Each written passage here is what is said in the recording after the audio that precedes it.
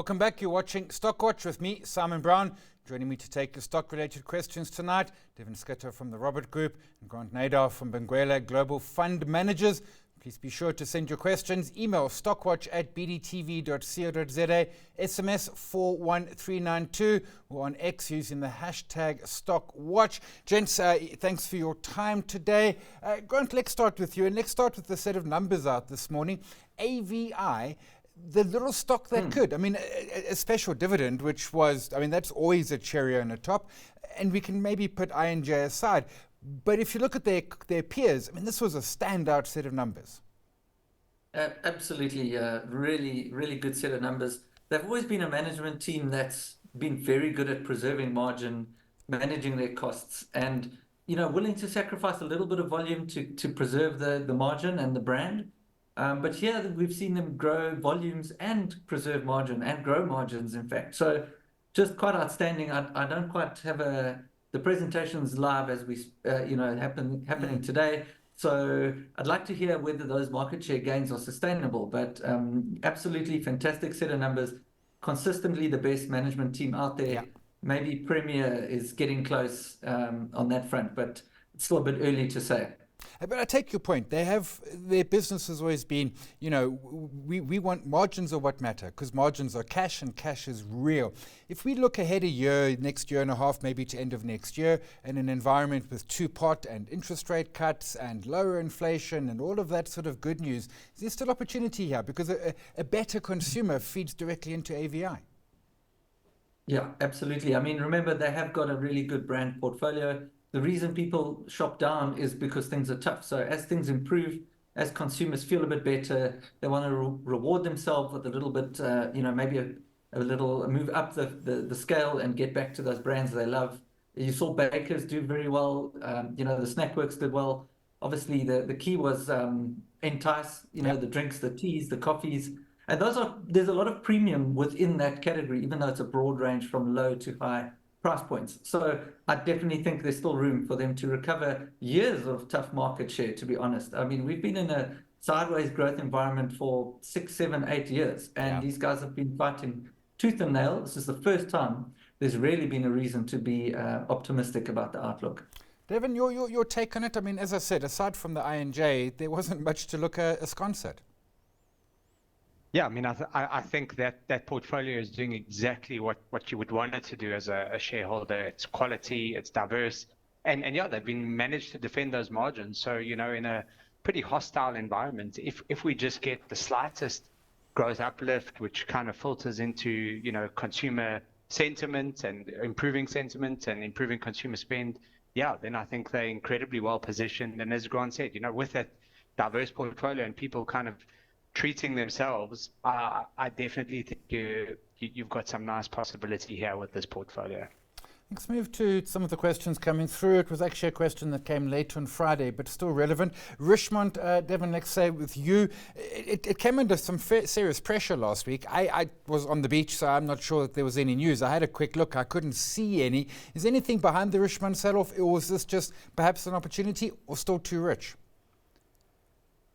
Simon, I think a lot of the sell-off was driven by China and, the renewed growth concerns. That's been a common theme, but I think it's kind of re-emerged as we've had a lot of investment bank downgrades kind of flow through the market over the last week.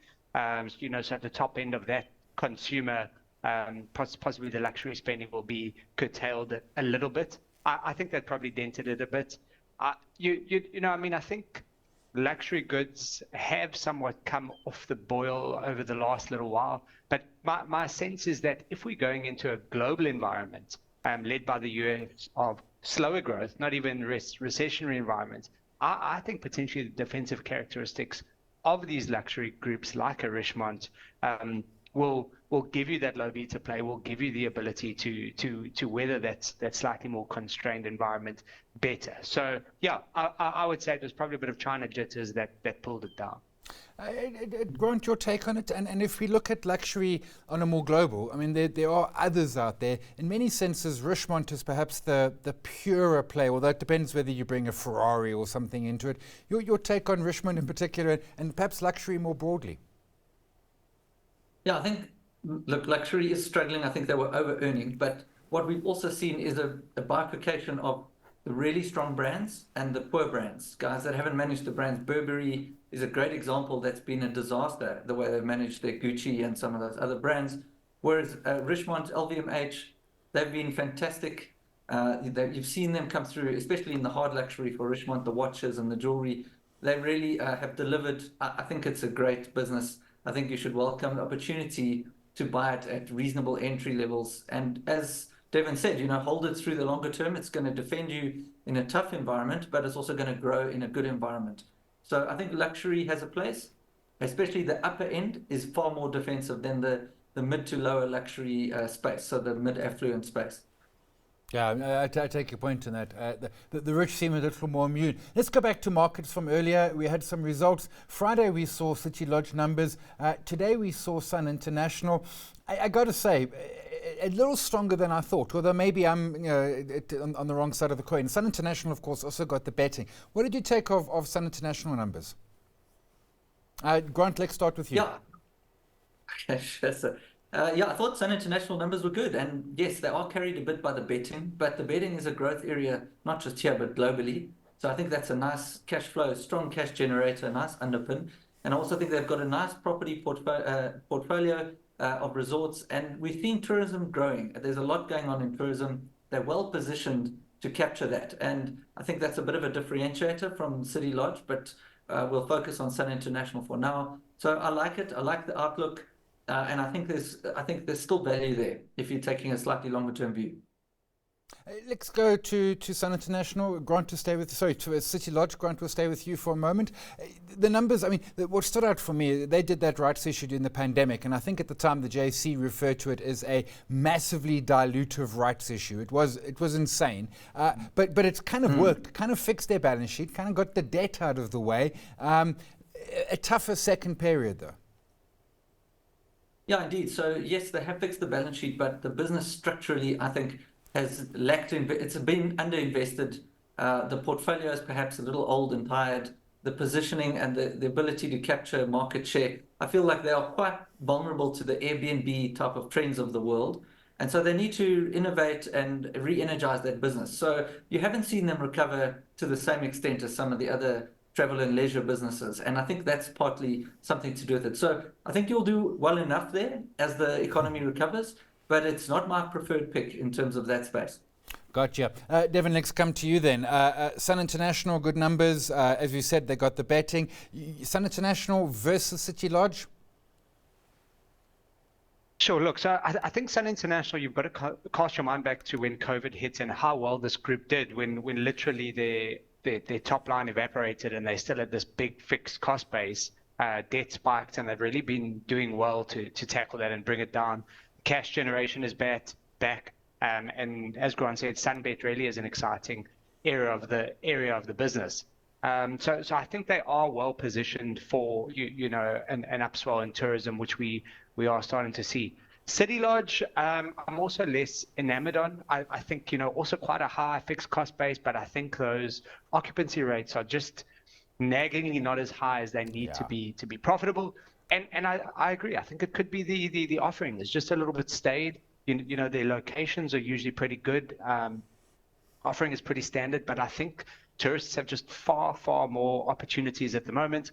We were discussing off air how you really found some nice B&B locations here in KZN, and I think that's the challenge, is that they're not as nimble as maybe some of these other competitors that have really dampened what was pretty strong demand pre-COVID. Yeah, it's a good point. City Lodge, when I'm looking at an Airbnb on the beachfront, City Lodge is the direct price comparison. Sun International at a higher point. And of course, Sun International's got the resorts, etc., which is another whole story in its entirety. A great question came through, and I'm not sure on the answer, though I have an idea. And now I can't find who sent it. But they're looking for an ETF to benefit from the SA Inc. uptick. So in other words, not a top 40 ETF, not a resi. The only one that I could think of would be the F&B mid-cap, because the mid-cap space perhaps more sort of SA Inc. Devin, I see you thinking long and hard on it. Yeah, so I like that play. If you're trying to get a more pure domestic economy play in the US, you're going for the mid-cap index in the Russell. So I think, the mid-cap index here will give you a nice proxy for that. It's an it's an interesting way to approach it. I mean, you'd have to understand the makeup of that quite carefully, but there's no doubt the positivity for SA Inc. stock, although since our elections has been very good and we've seen a re-rating. My sense is that with the kind of last 10 years we've had and how difficult the operating environment has been for these financials, retailers and the like, I think there could be many, much more to go. So, I like the positioning, I like the theme, but John, in terms of specific ETF, I would say that mid-cap's probably a decent one to look at. Grant, are we missing a trick here somewhere with an ETF? You could possibly look at the Satrix FINI, so the financials and industrials. I think, banks, insurers, and industrials are where you want to be as well. Perhaps you're missing on retail there. And I'd obviously just check what the constituents are. I'm not sure exactly, but off the top of my head, that's the lifeblood of any economy is in the banking system, and then your insurers are the second derivative of that. So that's a good space to be playing there, I would say. Yeah, and they've been doing well, considering it's been a tough 6, 8, I mean, I think that might be generous, 10 years for businesses.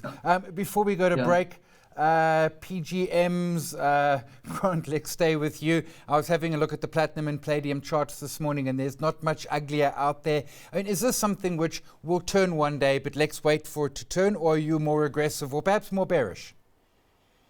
Well, I think this is, for me, I can't find a comfortable long-term view on these. You almost need to be strategic or tactical, like let's call it even technical, in the way you play that space. It's high volatility. There's high risk on both sides. If they surprise to the upside, you could make a lot of money. But the bigger picture structural trend is certainly downward. There's so many headwinds, they're all well known. And unless there's some kind of recovery, you could lose a lot of money still from these levels. So, I think just be careful and maybe rather play the mining space through a general miner that has some exposure there, that's not going to be, all your eggs in that one basket. Let's get to some more questions, but Devin, let's pick up your thoughts on the PGM space and the particular stocks. Is it something worth looking at? Is it perhaps a diversified, as Grant suggested, or because there is pain there?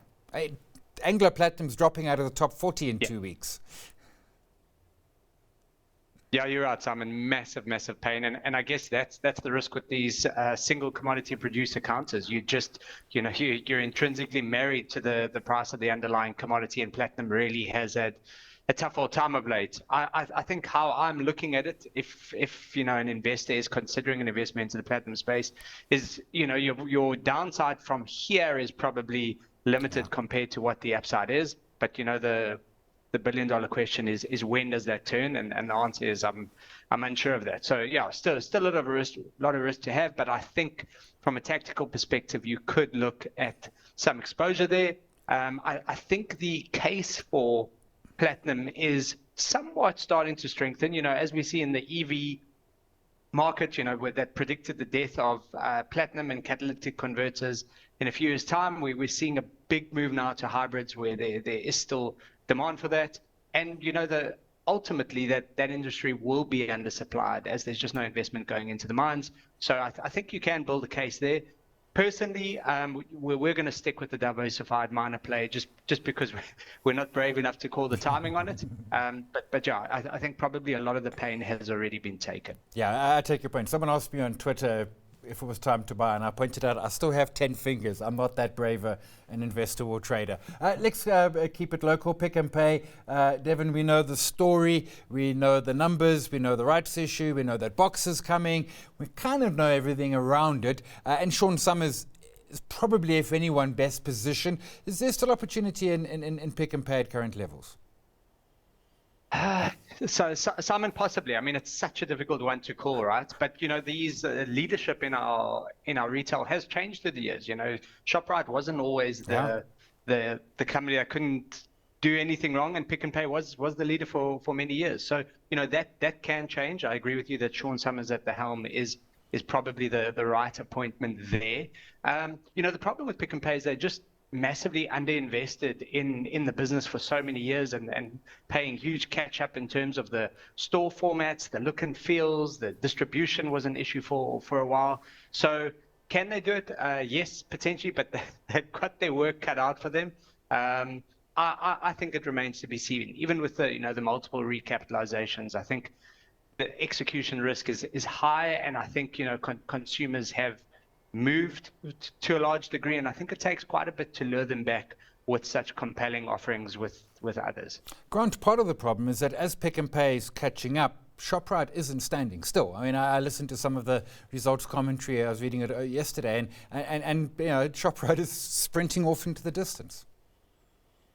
Yeah, I mean, absolutely. Their store rollout plan, their USave rollout plan, they're coming. They're not sleeping on this. And in addition to which, one needs to remember that Spar is also refocusing now. Yeah. They're finally exiting Poland. They need to settle down in SA and rebuild the franchise as well. So it's competitive on all fronts. This is a scale game. It's all about margin. It's all about price at the moment in this tough economy. And the bigger that you are, the stronger advantage you have. So Pick n Pay is shrinking currently, which puts them even more on the back foot. They've got less margin to play with. They really are in a tough position. So yes, they have a great Boxer franchise. The clothing franchise looks pretty good. The Pick n Pay core franchise, I think it's a longer story there, and it's far more risky to, even at this price, to play that space. Yeah, and of course, Boxer's the one we all love. They're going to be listing it. We love that. But for existing Pick n Pay shareholders, you'll have less Boxer in your story. So let's go to completely the other side. Question coming through around Harmony. The results weren't bad. The stock sold off and is significantly off the highs. Is there some opportunity in Harmony? Grant, let's stay with you. I suppose the first question is if you're bullish of gold, and then if you are, if Harmony is the pick. I think that's exactly the question. Make sure you have a clear view on gold and then play in the gold shares, because if you get those two wrong, you're going to miss out completely. So I think Harmony's fine as a play. They've actually done a pretty good job. I've been surprised at how well they've done. I must say, on average, I'm disappointed with the lack of growth in production and the cost management from all the gold miners. Gold's at all-time highs. Yeah. They should all be doing far better than they are. But be that as it may, I think inflation and other things have hurt a lot of them. And Harmony has been one of the better performers. So it is a more marginal mine. It is more geared. But if you want to be geared to gold, I would say Harmony is not a bad place to go. Devin, your take, gold and gold miners? Yeah, I mean, I guess similar to platinum in that you're tying your future to the price of a single piece of metal that gets mined and set elsewhere. So you're a price taker, and that creates the operational leverage or not in the business. I think gold definitely warrants a consideration in a portfolio, maybe even from kind of an insurance perspective. I think as we go into a slower growth environment, that could still continue to perform well. And in terms of the picks, I'm not opposed to Harmony. I think they're pretty geared to that price. As you said, they've got some nice assets in Papua New Guinea and South Africa. So it would be nice if that cost containment was kind of stricter, as Grant was mentioning. I think it has been disappointing that they haven't managed to capitalize on the high commodity price more.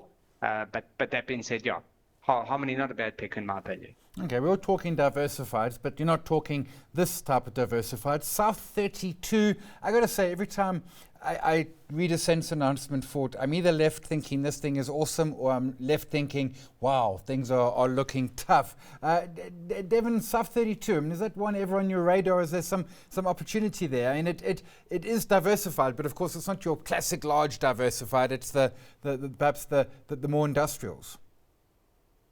Yeah, I mean, we look at it from time to time, but exactly as you've been saying here, maybe a kind of alternative portfolio of commodities. Probably lagged some of the larger ones there. Some not really one that's been massively on our radar. It is geographically diversified, operates out of 10 countries, 9 commodities, but not really front and center for us. Grant, is South 32 front and center for you? No, unfortunately not as well, Simon. I just think it just lacks something in the blend of commodities. Yeah. They're not as well positioned to capture the growth in copper, for example, and with the underpin in iron ore. So yeah, it's not high on our radar. Yeah, it is an odd-looking basket, and that's always been scratching my head. And as you point out, copper is where all the excitement is, they're not there. Let's go back to some market news that came out today. Capitec trading update. I will be honest, I would have told you 1,000 Rand ago that I thought Capitec was ridiculously expensive on any metric. But then they come out with a HEPS update today, 25 to 35%, sitting on a 30 more or less PE. Price to book about 6. Grant, this share is expensive, but it is delivering. Yeah, I guess expensive is relative, right? Not every share that trades on a high multiple is expensive, and not every share on a low multiple is cheap. So what you're getting for what for the price. So you're getting an incredibly innovative company that has the ability to grow, to continue to expand into adjacent growth areas and verticals. It's a phenomenal business with a phenomenal management team with a very clearly defined strategy. So I don't see it as all that expensive, to be honest, given the path that they've got. They've still got a lot of growth avenues they're still moving into. They haven't even tapped yet. One of the best sales and distribution channels and data analytics teams in the country, if not wider than the country. So I like the business. Yes, it's expensive, but you're getting something premium and high quality for that. Yeah, and to your point, I mean, let's take the midpoint. 30% growth in this environment. You're paying for it, but you're getting something for it. Devin, Capitec? Yeah, look, I mean, what you've got in Capitec is a really engaged and active client base, which is just incredible. I mean, we'll remember when they first came out and people thought there weren't 5 million clients, after the other 4 big banks were around, and now they, well into the 20 million. So, they've really executed well on that strategy. I think it's been tech driven with a lot of the legacy tech that the others have to struggle with that they don't have. And as a result, you've got, a business that really knows how to generate a return on equity for shareholders, a strong cash generator. And yeah, they continue to grow, diversifying away from transaction and commission income. And the fact that they can grow earnings to that degree in this environment just speaks to exactly how well they're executing. Yeah, and it's not like they're not without challenger banks. I mean, Time is out there and all the others. And Time's been doing great, don't get me wrong, but Capitec just continues to do. So let's go to some stock picks. Devin, let's start with you. Yeah. You're going with Omnia. Yeah, going local. Omnia, not always one that's chatted about. What you got here is a company that's been around for ages, I think 7 years plus, manufactures and supplies chemicals into a number of industries, so agriculture, mining, and the chemical sector itself. So it does make it a cyclical business, but what you've got here is just a real decades of built up specialized skill processes and IP that we think is very difficult to replicate. Looking at the business, it's got a really strong capital structure. They've been very good at controlling costs, and my sense is that they are ideally positioned as you start to get this growth continue to filter through into the primary sectors like agriculture and mining, that they're ideally positioned supplying into that. Yeah, and I remember that rights issue, was it 2020? They promised to pay it back to shareholders, and at last set of results, they have paid it back to shareholders, which is a rarity, perhaps. I take your point on it. Grant, you're going with L'Oreal offshore, and a blend of a lot of what we've been talking about this evening. Excellence, some luxuries, some resilience. Absolutely, Simon. That's exactly the point, right? You've got this luxury beauty cosmetic space is incredibly defensive on one hand, and yet it's still growing. Everyone wants to look good, everyone wants to feel good. As the world economy grows, or even if it slows down, the growth you've got these urbanizing populations in India, in China, and everywhere else in the world, and the demand for these products continues to grow. So they're also usually an accessible price point, so they're not as price sensitive. And this is a fantastic business, well run. The margins have been growing for decades, let alone the last couple of years. Excellent management, clear strategy. So fantastic business. It's had a good pullback from its highs, and I think you would want to own this one over the long term in your portfolio. Yeah, and I take your point. Pullbacks often scare us, but the flip side is, as we mentioned about Richmond, pullbacks are also opportunities. Sometimes they're not, but sometimes they absolutely are, and L'Oreal is one of those. That's all for tonight's Stock Watch. Thanks to our guests, Devin Shutte from the Robert Group.